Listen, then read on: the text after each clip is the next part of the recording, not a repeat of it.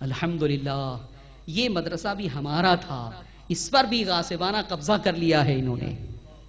جانتے ہو تم مدرسہ دیوبند عابد حسین صاحب نے قائم کیا تھا، جو سنی صحیح العقیدہ صوفی مزاج آدمی تھے. عابد حسین نام یاد رکھیے، صوفی عابد حسین. لیکن انہوں نے جو ہے وہ مولانا قاسم نانوتوی کو بلایا پڑھانے کے لیے.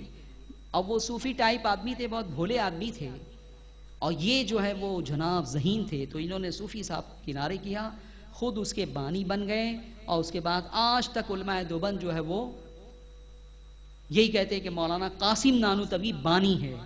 ہر دیوبندی مولوی جو اپنے نام کے آگے قاسمی لکھتا ہے وہ انہی کے نام کی نسبت سے لکھتا ہے قاسمی. سمجھ میں آ گئی بات؟ بہرحال میرے عزیزوں اور میرے دوستوں، جس طرح سے مسجدوں پہ قبضہ ہوا، دارالعلوم دیوبند پہ بھی قبضہ ہوا. اگر یہ قبضہ نہ ہوا ہوتا تو آج دیوبند سے فارغ ہونے والا ہر دیوبندی سنی اور بریلوی ہوتا. بہرحال میں وہ بحث چھیڑنا نہیں چاہتا. ڈاکٹر غلام یحییٰ انجم صاحب نے پورا ایک مقالہ لکھا ہے، اور تحقیقی مقالہ لکھا ہے کہ دارالعلوم دیوبند قائم کیا کس نے تھا. بہرحال دیوبندی مولانا قاسم نانوتوی کو جو ہے وہ بانی قرار دیتے ہیں، فاؤنڈر قرار دیتے ہیں. یہ ان کی کتاب ہے تحذیر الناس. اس کی ایک عبارت پر اعلیٰ حضرت علیہ رحمہ نے اس کتاب کے مصنف کو کافر قرار دیا. کیا قرار دیا؟ کافر. کیوں قرار دیا؟ وہ عبارت کیا ہے؟ وہ عبارت کیوں کفر ہے؟ علماء دیوبند کیا اس کی تعویل کرتے ہیں؟ وہ تعویل کیوں قابل قبول نہیں ہے؟ پوری تفصیل میں آپ کو بتاؤں گا، آپ بیٹھے رہیں اطمینان سے. لیکن ابھی میں ایک دوسری عبارت آپ کے سامنے جو ہے وہ بیان کروں گا، کیونکہ وہ جو عبارت ہے وہ تھوڑا علمی گفتگو ہے، بعد میں آپ کو بتاؤں گا. یہ صفحہ نمبر 7 پر حوالہ نوٹ کریں آپ.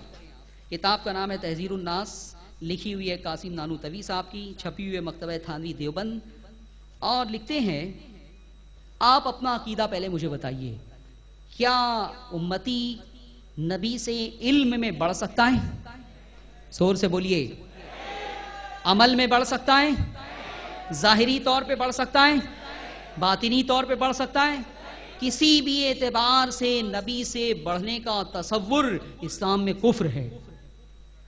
یہ تمہیں معلوم ہونا چاہیے. میں آپ کو روایتیں ابھی سناؤں گا.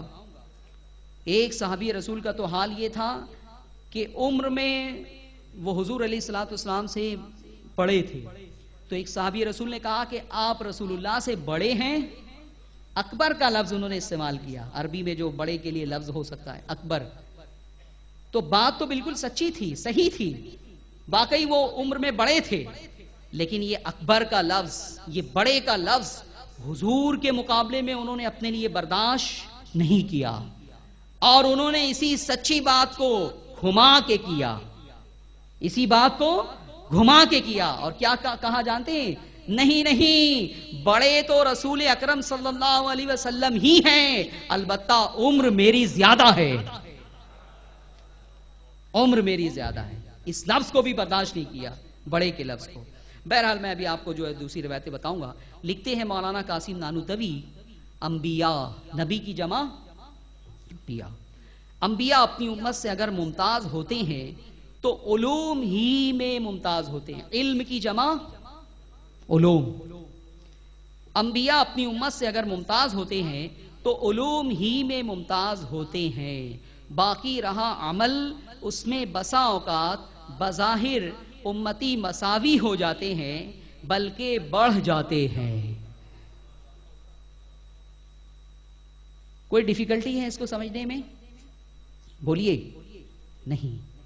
مولانا قاسم نانوتوی یہ کہہ رہے ہیں کہ علوم میں، علم میں نبی امتی سے ممتاز ہوتا ہے، اعلیٰ ہوتا ہے، افضل ہوتا ہے. لیکن عمل میں وہ یہ خصوصیت ماننے کے لیے تیار نہیں ہے. اس کا انہوں نے انکار کیا یہاں پہ، اور کہا کہ عمل میں جو ہے وہ دو باتیں پاسبل ہے. ایک تو یہ کہ نبی سے برابر ہو جائیں، اکول ہو جائیں، اور دوسری بات یہ کہ وہ پڑھ بھی جائیں. اب دیوبندی کہتے ہیں کہ یہاں بظاہر کا لفظ تو موجود ہے، اس سے کیا فرق پڑتا ہے. وہ میں کہتا ہوں بظاہر کی کوئی صورت تم پیش کر کے بتا دو. اور یہاں یہ جو لفظ ہے نا، علوم ہی میں ممتاز ہوتے ہیں. یہ ہی کا لفظ اس نے حصر کر دیا، باقی جو دوسری عبارت تھی وہ نہیں آتی، تب بھی یہ بات صاف ہو جاتی کہ مولانا قاسم نانوتوی صرف علوم ہی میں ممتاز مانتے ہیں، باقی اور کسی وصف میں ممتاز نہیں مانتے۔ لیکن پھر انہوں نے کلیئر کر دیا کہ عمل کے معاملے میں یہ ہے کہ دونوں برابر بھی ہو سکتے ہیں اور دونوں جو ہے وہ بڑھ بھی سکتے ہیں، اور امتی جو ہے وہ بڑھ بھی سکتے ہیں معاذ اللہ۔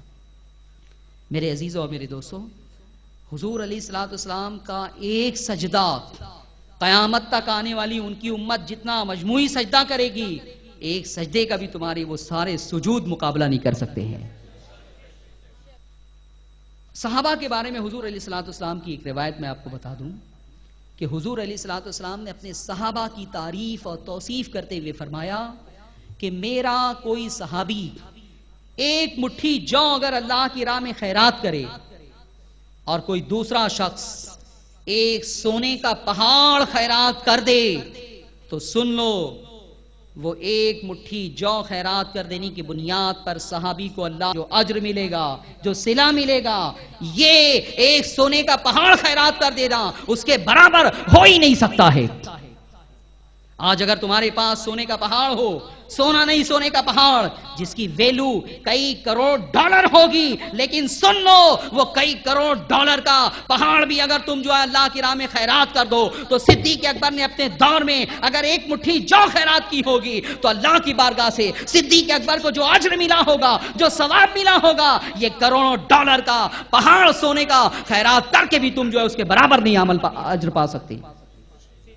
یہ صحابہ کا مقام ہے۔ سیدنا غوث پاک رضی اللہ تعالیٰ عنہ عاجزی اور انکساری کرتے ہوئے فرماتے ہیں کہ کسی صحابی رسول کے گھوڑے کی نال پہ جو دھول بیٹھتی ہے میں اس دھول کے بھی برابر نہیں ہوں۔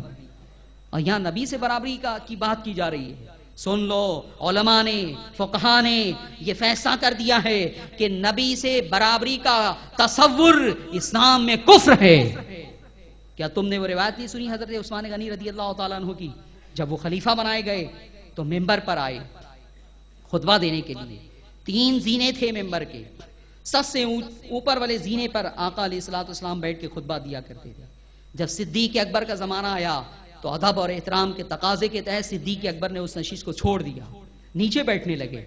جب حضرت عمر خلیفہ ہوئے تو انہوں نے رسول اللہ کی نشست کو بھی چھوڑ دیا، صدیق اکبر کی نشست کی بھی تعظیم کی، اسے بھی چھوڑ دیا، تیسرے زینے پر بیٹھنے لگے۔ جب حضرت عثمان غنی کا دور آیا تو آپ نے ایک حیرت ناک عمل کیا، رسول اکرم صلی اللہ علیہ وسلم کی نشست پہ جا کے بیٹھ گئے۔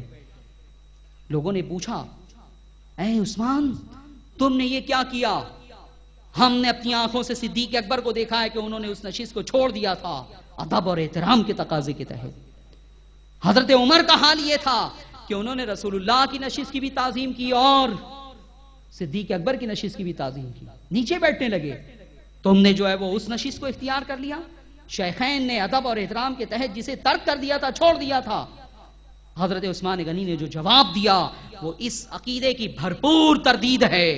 آپ نے فرمایا کہ لوگوں، میں صدیق اکبر کی نشست پر اگر بیٹھتا تو لوگ یہ گمان کرتے کہ عثمان اپنے آپ کو صدیق اکبر کے برابر سمجھتے ہیں، میں اگر عمر کی نشست پر بیٹھتا تو لوگ یہ گمان کرتے کہ عثمان اپنے آپ کو عمر کے برابر سمجھتے ہیں۔ اس لیے میں نے ایک ایسی ذات کی نشست کا انتخاب کیا ہے جس کے بارے میں کوئی سوچ ہی نہیں سکتا ہے کہ عثمان اپنے آپ کو رسول اللہ کے برابر سمجھتے ہیں۔ نعرہ تکبیر۔